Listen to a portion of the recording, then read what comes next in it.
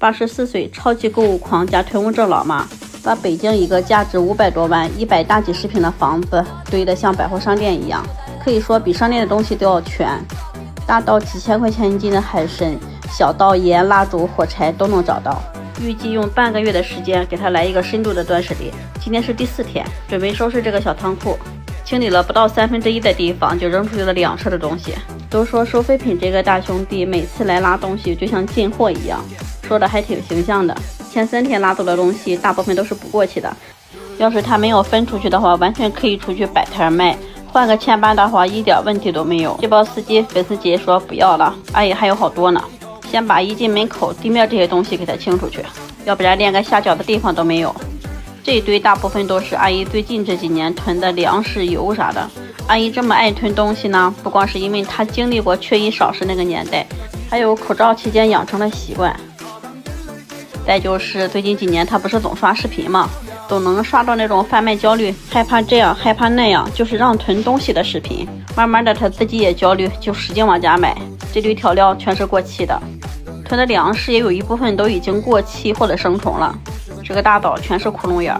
阿姨这粮食是真的没少囤，前2天已经送出去了一部分了，都是刚刚过期1年的，这一堆还是有一半过期的，过期的扔掉，留了4袋好的。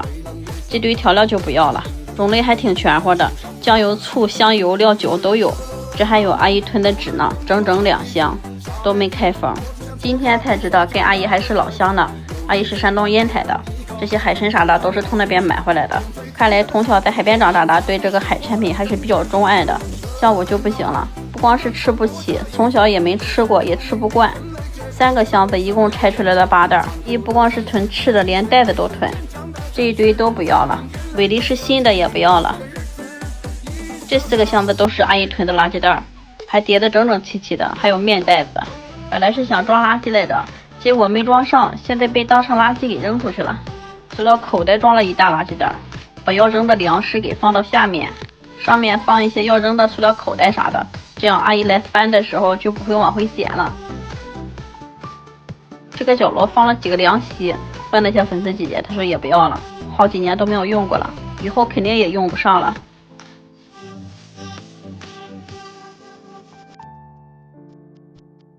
这一堆也是五花八门的，啥都有。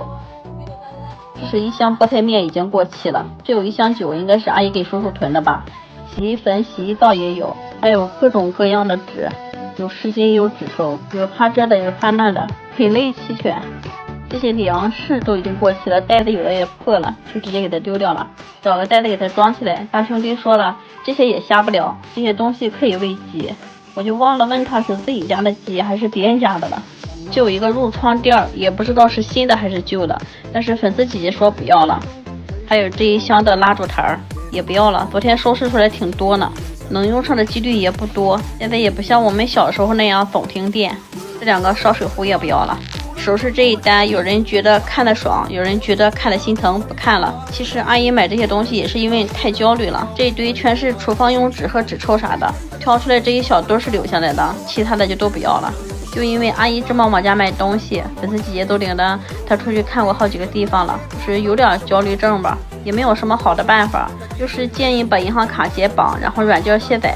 听粉丝姐姐说，现在拼夕夕好像是买不了了，别的地方就不知道了。今天我在这收拾东西，我还听阿姨接了好几个电话是推销产品的，但是最后好像都没买。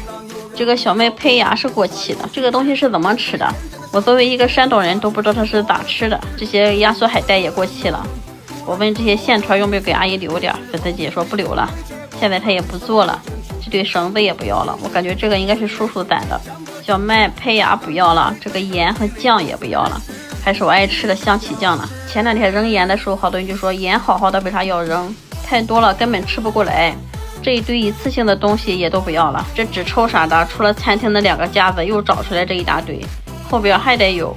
我本来想把这些海参全都给它剪开，阿姨告诉带的包装的话保干效果比较好，一共找出来了这么多海参，得有30几袋，也就是30几斤。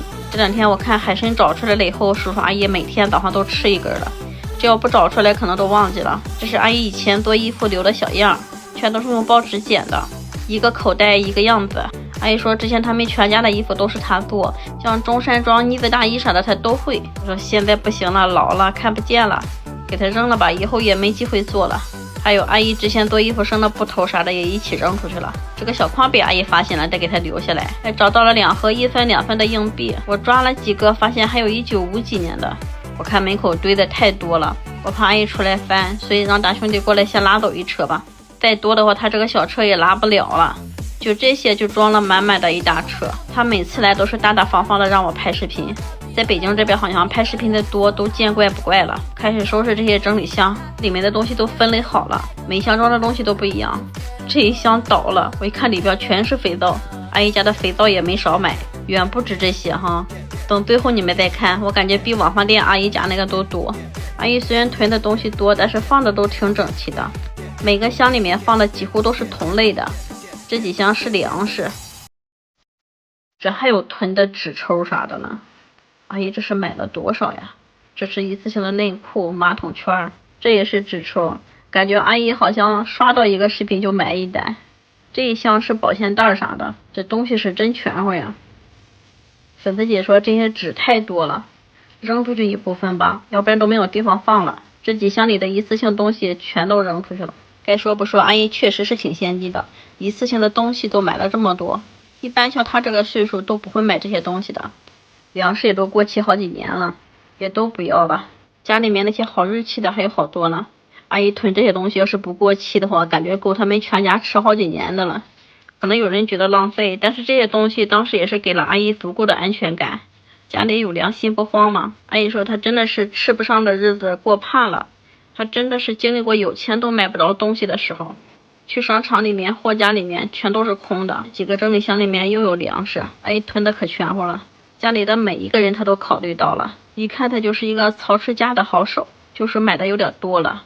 不过她现在也想明白了，要不然她也不能同意给她收拾屋呀。跟好多不愿意收拾屋的老人一对比的话，还算是挺开明的。最起码阿姨是让收拾了，可能偶尔会有舍不得往回拿的，最起码一大部分是扔出去的。这一堆调料和洗护用品大部分也是过期的，就留了3瓶俄罗斯盐，还有这一小部分的洗护用品。这些瓶瓶罐罐里面装的全是粮食，越往里面时间越长，过期的几率就越大。这些几乎都是过期的，这一个箱里面装了4、5袋大米，无一例外全都过期3、4年了，好多都是20年、21年，扔到现在我都有点下不去手了，太多了。粉丝姐说看了也有点伤火，不能看。她告诉我再有粮食的话，别让她看了，直接往外扔就行。开始清理第2个货架，这个上面这几层放的大部分都是些衣服。阿姨不光是囤粮食，像衣服呀、床品她都囤，这个睡衣都囤了好几套，把这些新的给她挑出来。这是2床被，还挺好的，给她留下来。这些旧毛衣就不要了，都是阿姨自己织的。就有一个新的皮带和领带，也是好多年了，也不要了。这些旧的衣服和皮箱就不用看了，直接往外扔就行。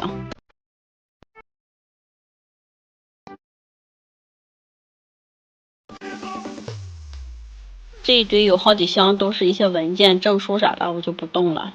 还翻出来了一个大哥大，还有一盒小麻将。粉丝姐要扔，我们让她扔。我感觉这个东西很少见。这是阿姨囤的茶叶，我看日期是2006年的。阿姨囤了一箱毛巾，粉丝姐给她扔了。大姐说阿姨囤的东西全不全吧？这箱粮食不行了，都生虫了。又购车了，给这个大兄弟打电话让他来了。收拾仓库就是不一样呀，一天得来2趟。